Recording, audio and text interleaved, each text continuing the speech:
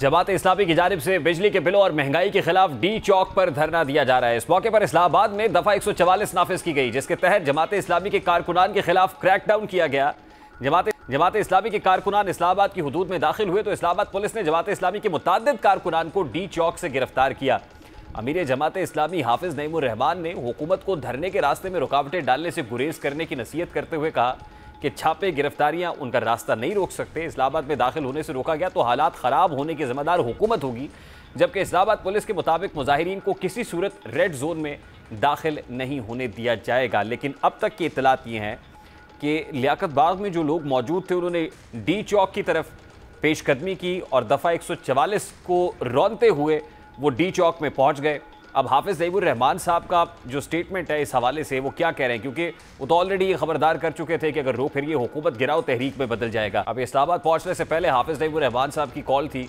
इस्लामाबाद उनके लोग पहुंचे, भरपूर अंदाज में पहुंचे हैं, लियाकत बाग नहीं रहे, डी चौक में पहुंच गए हैं रुकावटें अबूर करते हुए। अब डी चौक की जो ताज़ा तरीन सूरत हाल है वो भी आपके सामने रखेंगे, इस्लामाबाद से आपको दिखाएंगे कि इस वक्त डी चौक में क्या चल रहा है। लेकिन उससे पहले अता तारड़ साहब हाफिज नईमुर रहमान साहब को पैगाम दे रहे हैं कि आपको जो जगह दी गई थी वहाँ पर रहते तो बेहतर होता, अब भी बैठ के बात हो सकती है, हम कमेटी बनाने को तैयार है। तो हुकूमत अब कोई कमेटी बनाने का भी कह रही है।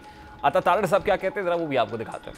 आए रोज कोई ना कोई ग्रुप जो है वो एक सड़क ब्लॉक करता है और फिर पूरी ट्रैफिक जैम कई कई मील तक होती है। तो देखिए, जो परमिशन होती है, जो एसओपीज तय होते हैं, तो इसीलिए होते हैं कि वो परमिशन ग्रांट की जाती है कि इस जगह की हदूद तक आप जो है वो महदूद रहेंगे। तो ये लियाकत बाग वाला जो मामला तय हुआ था और एसओपीज तय हुए थे, उसके बाद इस्लामाबाद की तरफ पेशकदमी जो है वो समझ में नहीं आती।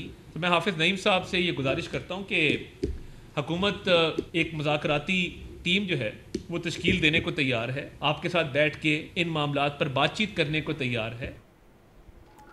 आज पाकिस्तान तहरीक इंसाफ को भी इस्लामाबाद में जलसा करना था, लेकिन वो जलसा भी नहीं हो सका। फिर कॉल वापस भी ले ली गई। इस्लामाबाद हाई कोर्ट में एक फ़ैसला महफूज भी हुआ था।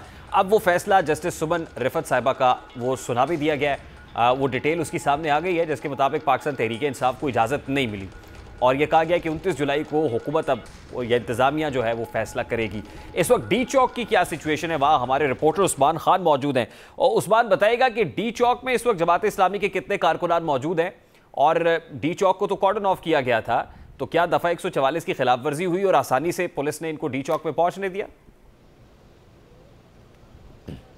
जी बहुत शुक्रिया रेहान। आज जमात इस्लामी ने इस्लामाबाद में जो महंगाई है और बिजली की कीमतें बढ़ रही है इसके खिलाफ एहतजाजी धरने का ऐलान किया था और मरकज़ी पॉइंट जो था जहाँ पर एहतजाजी धरना दिया जाना था वो डी चौक का मुकाम था। मगर आज सुबह से ही इस्लामाबाद पुलिस और इंतज़ामिया ने डी चौक और शहर इक़्तिदार की जानिब आने वाले तमाम तर रास्तों को मुकम्मल तौर पर बंद कर दिया गया है।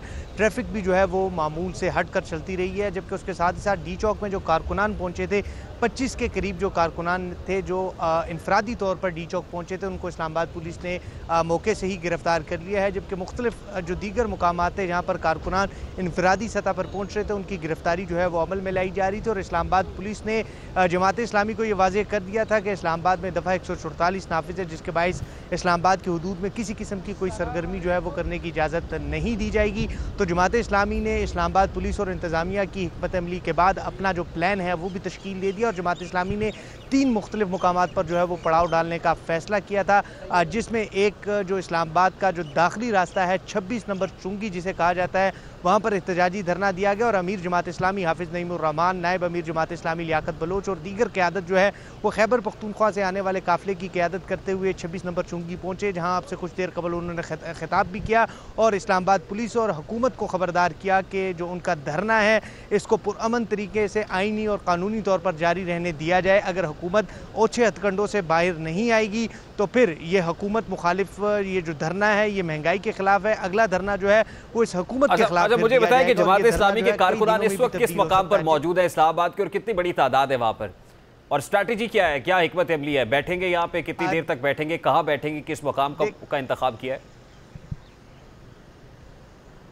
देखिए 3 मुख्तलिफ मुकामात का इंतखाब किया है। जिस तरह मैं बता रहा था कि 26 नंबर चुंगी जहाँ पर एहतजाजी धरना दिया गया, दूसरा मुकाम 0 पॉइंट है। अमीर जमात इस्लामी 26 नंबर चुंगी से रवाना है और कुछ ही देर में 0 पॉइंट पहुँच जाएंगे जहाँ पर एक बड़ी तादाद कारकुनान की मौजूद है। और जो तीसरा अहम तरीन पॉइंट है वो लियाकत बाग है, जहाँ पर इस वक्त कारकुनान की एक बहुत बड़ी तादाद मौजूद है। अमीर जमात इस्लामी 0 पॉइंट में खिताब के बाद ये बताया जा रहा है कि वो लियाकत बाग पहुँचेंगे, उनके हमरा एक बहुत बड़ा काफिला होगा। लियाकत बाग में वो कारकुनान से खिताब करेंगे और आज रात का पड़ाव जो है वो लियाकत बाग में ही दिए जाने का इम्कान है। अमीर जमात इस्लामी लियाकत बाग में अभी देखिए रात का क़याम बात कर रहे करेंगे। थे तो लियाकत बाग में तो कहते हैं कि होंगे। इजाजत थी, जो एसओपीज थे लियाकत बाग के तो थे, उसको ब्रीच अगर करेंगे तो फिर हुकूमत एक्शन करेगी।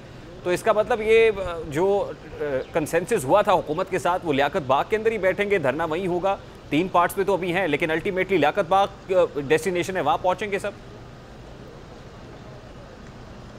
नहीं, 3 मुख्तलिफ मुकामात पर यह धरना दिया जाएगा। एक 26 नंबर, 0 पॉइंट और लियाकत बाग, क्योंकि इस्लामाबाद इंतज़ामिया ने डी चौक की तरफ आने वाले तमाम तर रास्तों को मुकम्मल तौर पर बंद कर दिया है। जमात इस्लामी का मौक़िफ़ है कि वो डी चौक पर पहुँचेंगे, यहाँ पर आइनी और कानूनी तौर पर वो धरना देंगे और अपने मुतालबात की मंजूरी तक यहाँ पर मौजूद रहेंगे। मगर चूँकि इस्लामाबाद इंतज़ामिया ने तमाम तर रास्तों को बंद कर दिया, जिसके बाद जमात इस्लामी का ये प्लान बी आया था कि 3 मुख्तलिफ मुकामात पर इस्लामाबाद की अहम शाहराहों को बंद किया जाएगा ताकि हुकूमत उनको डी चौक की जानिब आने दें। तो हुकूमत भी भरपूर तैयार है और जमात इस्लामी ने 3 मुख्तलिफ मुकामात पर धरना देने का ऐलान कर दिया और साथ ही साथ ये भी कह दिया है कि अगर काफिले दूसरे शहरों से आएंगे और उनको जहां पर रोकेंगे वहां पर धरना दे दिया जाए। तो इस तरह जो इस्लामाबाद के इतराफ के जो अहम तरीन चाह रहे हैं उनको भी बंद करने का जो है वो इम्कान इस वक्त मौजूद है।